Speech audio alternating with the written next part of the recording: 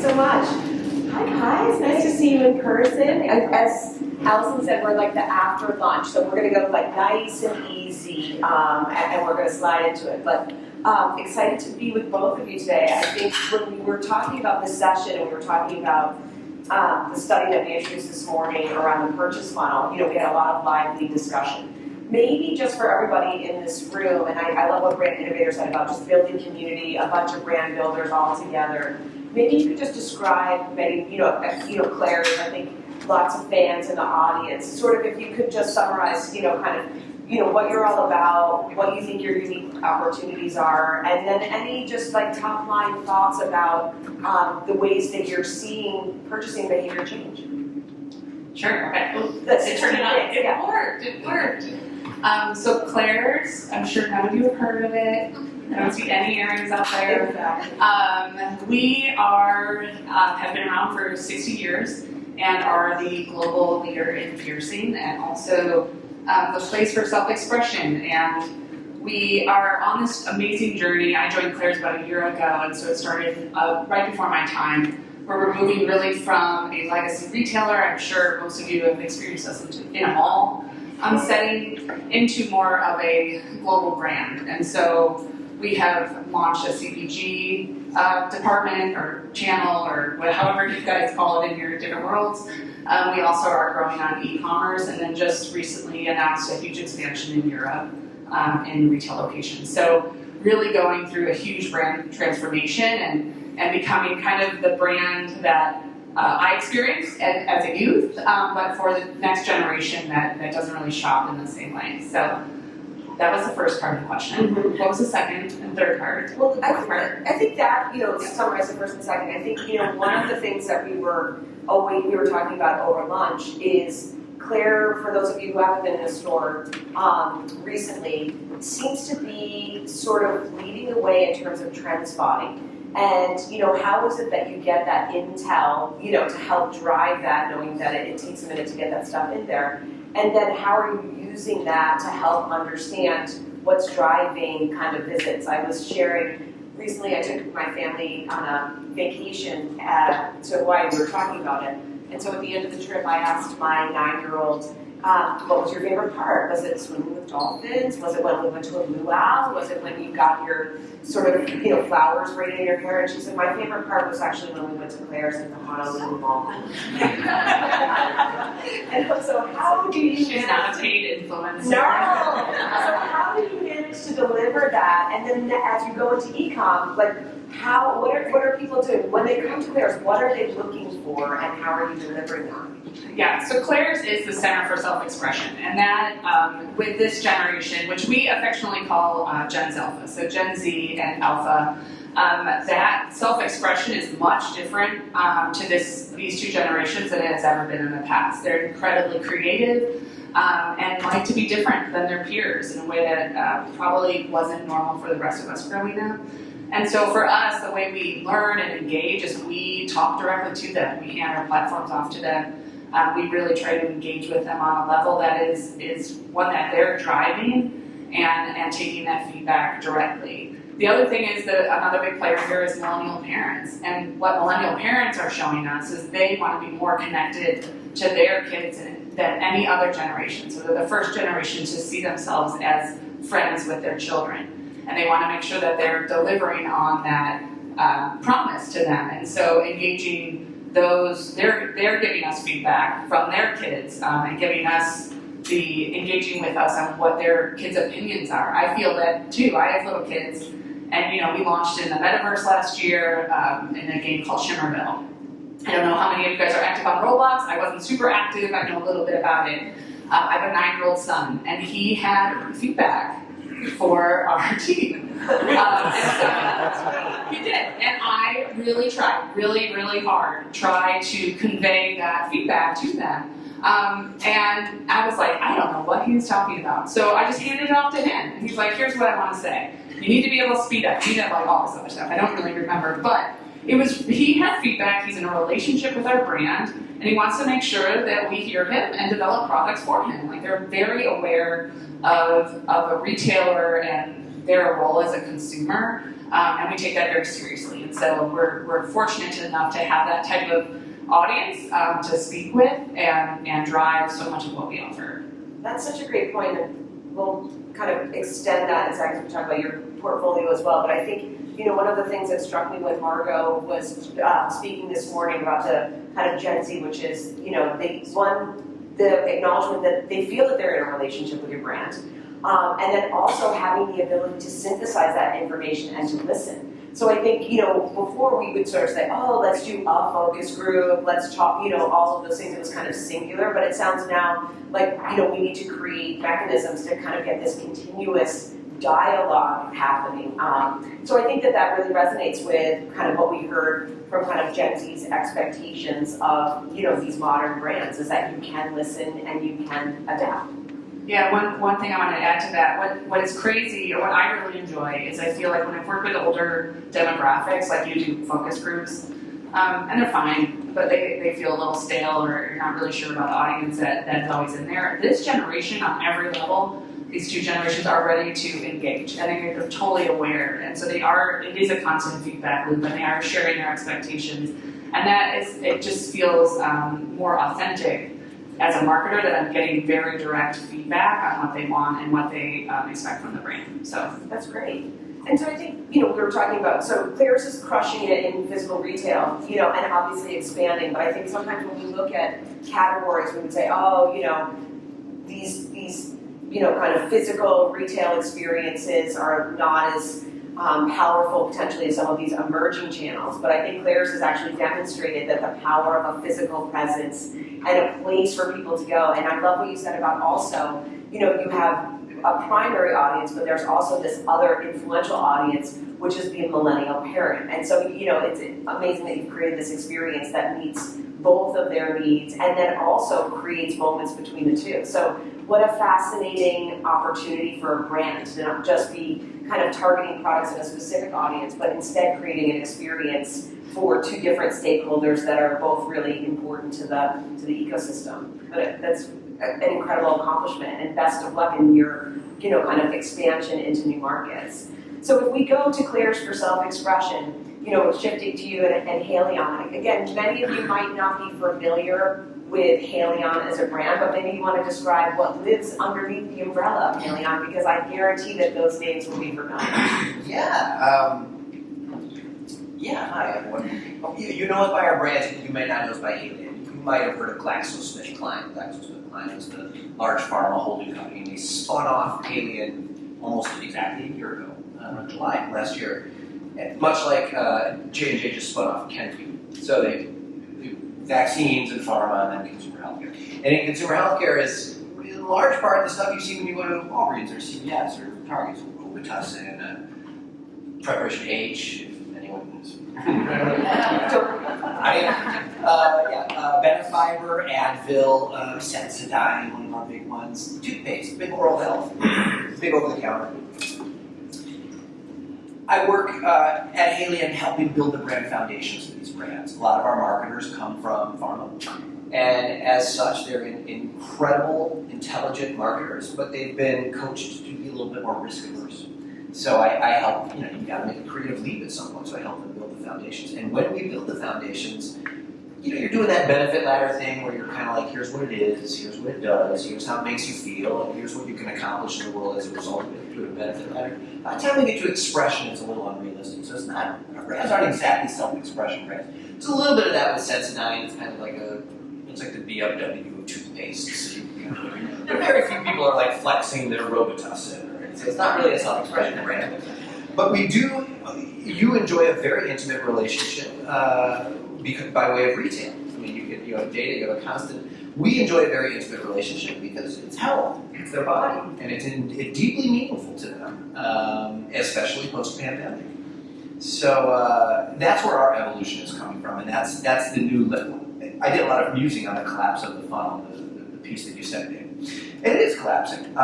Or I couldn't decide whether the funnel was collapsing or like replicating. Maybe it's purchase funnels. Maybe that's the big change, is that we have multiples. But anytime any of our businesses take the time to get intimate, we have the same sort of consumer journey that any package that an organization has. I need it, I want it, I use it, I buy it, I share it. It's very self-centered. It's very sort of like we're the center of the world. You need it. When you actually back off and you look at what a mother's journey is, who has a 5-year-old son who's got allergic rhinitis, and anytime the frost melts, he can't even go outside. She's on websites. She's talking to doctors. She's talking to friends. She's tried homeopathic. She's lemon tea. She's boiling dandelions and everything. Her journey is so complex and beautiful and intricate, and there are so many on-ramps where we can connect with her. That's the sophistication that we're frankly not resourced yet to know how to manage. Bear in mind, that's the woman with the 5-year-old son. Then you've got the fisherman. Then you've got the evening worker at the printing press who's getting allergic rhinitis from, the outgassing from the printing press. There's so many different people with so many different journeys. The question then becomes, how do you manage that complexity? And that's I think the key question that with a limited budget, with limited staff and all that, how do we connect with all these people meaningfully? Instead of the old carpet bomb where you just throw one ad out and kind of hope that everyone finds it meaningful. And it's tough. Yeah, tough, right? it's a big challenge. I think, one of the things I love is your title, is Global Director of Brand Building. And I love it because it's sort of ongoing and active, which is we are all always brand building. So it's not as though you set this out and you kind of, like you were saying, our purpose is not meant to be carved in stone and put in the lobby of your building. This is a living purpose. So with that, can you describe, kind of your purpose? Because I know you've worked kind of to articulate what the Haleon, kind of purpose is, and then how you turn that into a living purpose. You talking about my purpose? You talking about Haley's purpose? Either. Well, that's a whole other brand innovator, I think, which is melding your personal focus purpose. on Zach and his. Yeah, I got my own, machina and my own madness for what I'm doing, what I'm doing. But our purpose is to bring humanity to everyday health. And what you're seeing there, in fact, I shouldn't say it that fast. That undercuts it. Is to bring humanity to everyday health, and it is meaningful to me. And it's not lip service. My company, I've been proud to watch them shift the narrative around health from being, well, you've all seen over the counter. I mean, if you look at over the counter advertising, for the most part, it's show person feeling yucky, show person taking the medicine, show the person feeling good, flash the brand, and we're out. And that's, for the most part, not exactly the consumer. It's not exactly an emotional relevant, and so we get a lot of that. And if you look at our packaging, if you just go pick up Robitussin, font size 5, and there's like this entire, it just doesn't feel human. It feels clinical. It feels like the doctor who walks in the room with no smile and pokes and prods you like you're a specimen rather than a human. So the big purpose is bringing the aesthetic of humanity to what we do when we build our brand, so that we're relating to people as human beings. And of course, subordinate to that is a commitment to bring it to more people, especially marginalized people who haven't had access to everyday healthcare. And we're making really good progress on that commitment, but it's a journey. Yeah. So that's us. That's a great sort of framework for, having a very simple goal, which is to bring that humanity into that, product experience and communication. And Claire's with your focus on self-expression. And I think self-expression is something, I think there's a number of brands. I think Vans would say, hey, we are a brand about self-expression. Many brands have, they kind of touch that area, but I think they have these unique ways of bringing it to life and kind of proving it out through their products and through their experiences. This morning there was a conversation when we were looking at the data about vulnerability, and I think, that word always strikes me as we look at this trust data, which is that people are feeling vulnerable, and I think, Courtney, you did a good job to say vulnerability is not fear, right? If you're afraid, you don't act. Vulnerability is feeling a certain way and acting anyway. And so, for both of you, obviously on very different ends of the spectrum, right? One is a different way, but also with that vulnerability comes, a different attitude towards purchase, right? Where people might have been scrutinizing purchases. People are scrutinizing purchases more. You probably have house brands, Zach, that you are kind of comparing against. But have you seen any market change in retail behavior or consumer behavior that you think maps to kind of a change? And what's different this year than last? Or does the data look kind of the same year over year, even if we're feeling different inside? You're closer to data than retail. If you're getting data on a daily basis, I would assume. Yeah, there's a lot of data. Almost too much data. So, how have we seen it change? I think that's kind of a tough one. With this consumer, what I have found fascinating is that they have the words to speak about anything that is on their mind in a way that generations before them didn't. And so what we have been doing is trying to find creative ways to tell their story or let them take over our space to tell that story.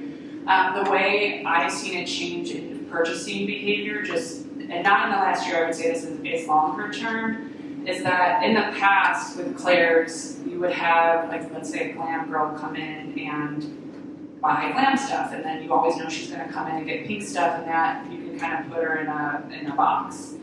And we don't see that anymore at all. And you can be a certain way one day and completely different the other day. And that, I don't know if I would say it's being vulnerable, but it's kids saying, like, I don't fit in this box. And so I want to express, this is how I feel today, and this is how I feel tomorrow, and it looks very different. And so when we're trying to figure out how we purchase, like archetype type of stuff or anything, when you're looking at it, it's not as clear all the time on how, where there are no boxes that they fit into. And I think recently there's been a really interesting trend. Barbie, obviously, everybody, Barbie. But also Wednesday. And the same kid is Barbie, and then the next day it's Wednesday, or both Barbie and Wednesday in that same look in a way that we would have never seen in generations before. So that, I would say, is probably the easiest way that we've seen it come to life. That's such an excellent point. I think many of, kind of marketing, sort of the marketing science, right, which is to say, like, who is she? Like, who are they? And it's very singular, which is, people we used to come up with, like, personas, right? She's a this, she's a that, they're a this, they're a that.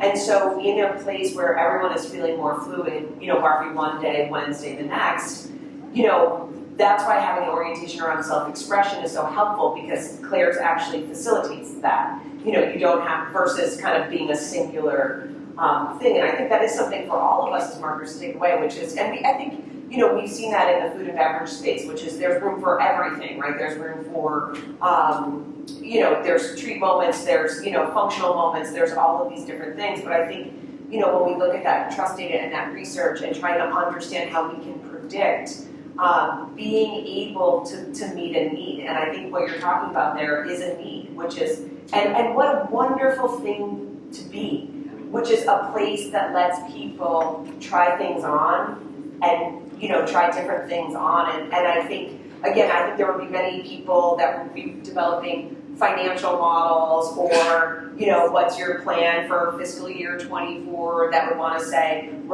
here's the addressable market, and here's what we know that they do, and here's how many units we think they're going to buy. But in fact, it's a different way of thinking about, our audience, the people that we serve, and the way that they want to not just shop, which is what we're talking about in this data, but how they want to live. Yeah, they want to live in a world that doesn't have those boxes. And many of us that have been in it for a minute, are used to putting lots of different people in lots of different boxes and then having lots of different strategies for each of those boxes. So maybe as we continue to talk about the collapse of the purchase funnel, I think we can actually look at, like, it's actually, an evolution for so many of the models that we've been using to drive media choices, inventory, product development, all of those things, which is, building, in advance for a very kind of fluid and emerging world. But I love, that's such a great example, Barbie one day, Wednesday the next. So I don't know if you see something similar to that in your kind of endeavors. It's different, of course, because we're not. So first of all, you have an amazing brand, and it really is an incredible brand, and we want to partner with you. I can see it. Advil for the parents. Advil right after the ear piercing, like, oh, and then here's your brand. But a safe place for me to play with self-expression. Where's Bridget? So there's a woman in the room that I have known since kindergarten. Maybe she's not in the room right now. She knows I was goth myself. I'm coming out of the. I was goth when I saw her here. I was, everything black mohawk. I think I cut a pentagram into my arm. To have a safe space where I can do that. That is such a cool brand and amazing. It's like Lego, but you're the brick. It's really, really cool. It is different with health. Like I said, we're not living at the top of Maslow's hierarchy of needs. We're not so much doing the expression stuff, but we are firmly living at the bottom of Maslow's hierarchy. So control over your health is an especially scary thing, given what we went through in the pandemic and the misinformation and all this stuff. You guys, the whole thing happened. We all saw it. As a result of that, what the data is showing is a really cool narrative. And all of you know it. It's the whole Eastern medicine versus Western medicine. And one of my favorite quotes in that space, which is, the future will have an ancient heart, which I love. And so what you find, there's a predicament though. What you find is that we're in the business of symptom care. You wait till something hurts, you wait till your stomach hurts, my head hurts, my knee hurts, my elbow hurts, I'll take a thing, right? So that's where we've made billions of dollars. And now we want to bring in that more conscious healing paradigm, where you're not waiting until a symptom pops up. You're not waiting until you have osteoarthritis to treat it. You're managing your health, and you have a relationship with your body such that you keep your gums healthy. Now, skeptics out there will be like, well, then you'll put yourself out of business, but it'll never really happen. So each one of our brands can grow their domain of interaction with consumers such that we'll always have symptom care. We can always help you there, but we can teach you how to manage the symptoms. We can teach you how to, prevent the symptoms.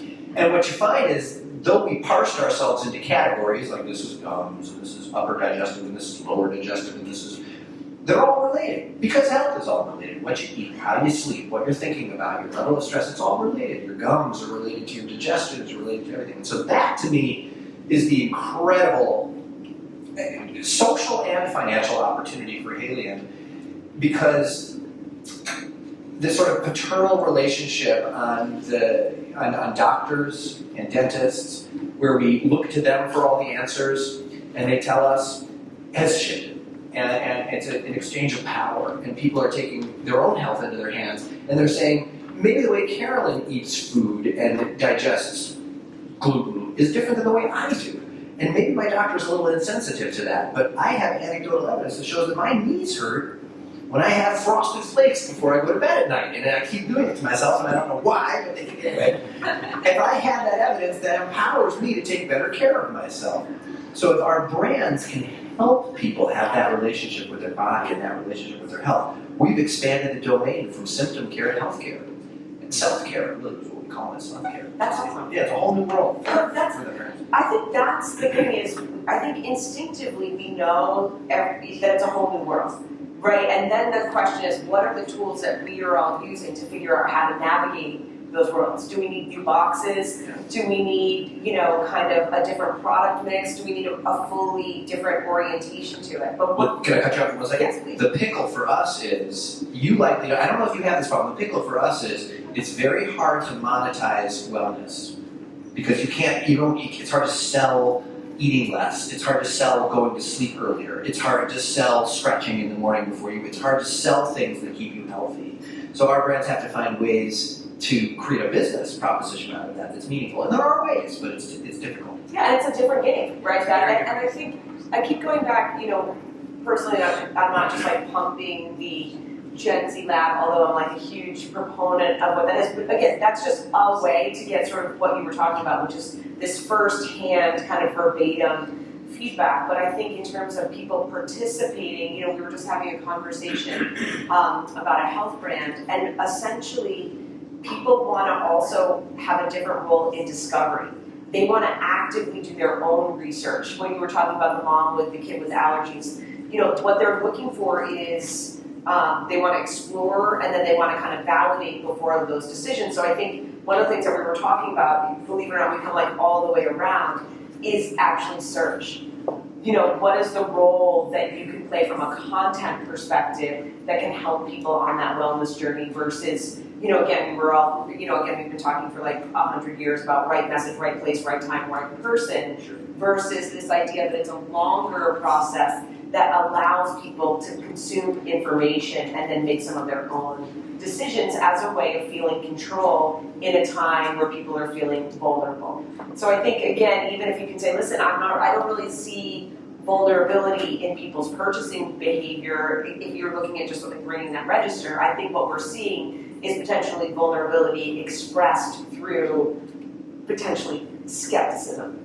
Sure. As like the different sort of behavioral piece. So I know we're coming close to the end. Obviously, I'm sitting with like two amazing brand builders and marketers. I'm not sure if we're gonna have questions. It's a fireside chat, but if anyone has like a burning desire and wants to put their hand up, and again, we all are down to get another ear piercing. We've had a conversation We about just rebranded. Okay. The experience. Pierced by Claire's, please come. It wasn't branded before, which is wild. And this generation was like, no, we want an experience. You still do double barrel? I would. So technically trained right here, our goth friend. But yes, it is a rebranded experience right now, and it is so fun. So yes, please come for your second or third piercing. And just, obviously we don't age divulge any trade secrets, but if you could give us one prediction, holiday 23, what is it going to be? What what are you betting on? Well, so I'm right now obsessed with Halloween, which I already told everybody about. Talk about that. Yeah, so I love search terms. I just think they're it's like gossip. Like I just what are people looking at? What are they looking at our websites for? And it's Halloween, and then I went like deep diving into TikTok, and it was like the Council of Spooky Bitches is so Halloween, and I was like, it is Halloween. And so I'm obsessed with that. And we at Claire's, what we really drive is the DIY Halloween. So we just see so many trends of people planning their own looks on Pinterest. And as a mom, I have one kid who's like, I'm a cat, and the other one who's like, I am a, and then it gets really dramatic. So I am really excited for all of that. But for holiday, it looks like glam. Everybody's still like, we were on lockdown for too long, and we're ready to party and plan. I'm on board. Let's do that. Well, thanks so much. Yes, but we have a.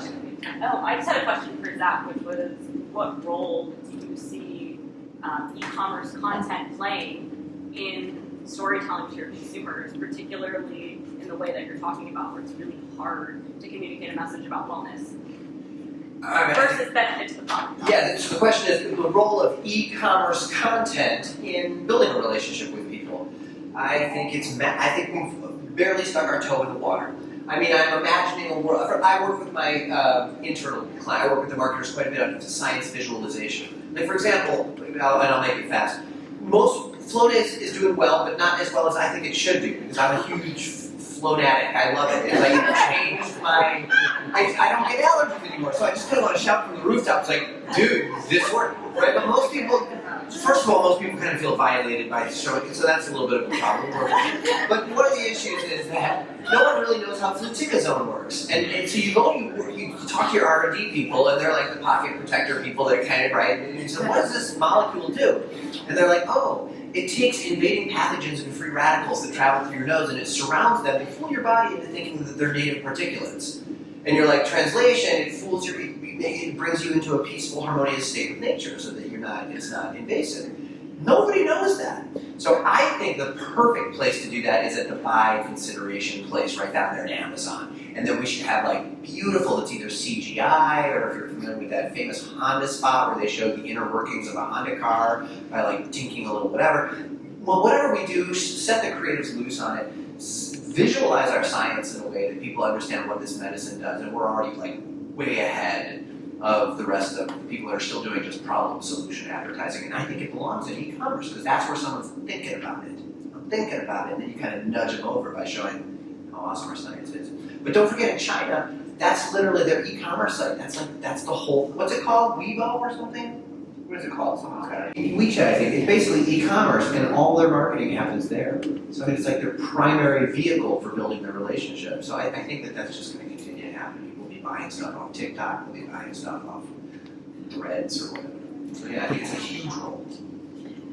Well, hopefully you found our post-lunch sesh to be invigorating and inspiring. Thank you so much for the great conversation, and let's keep the party going.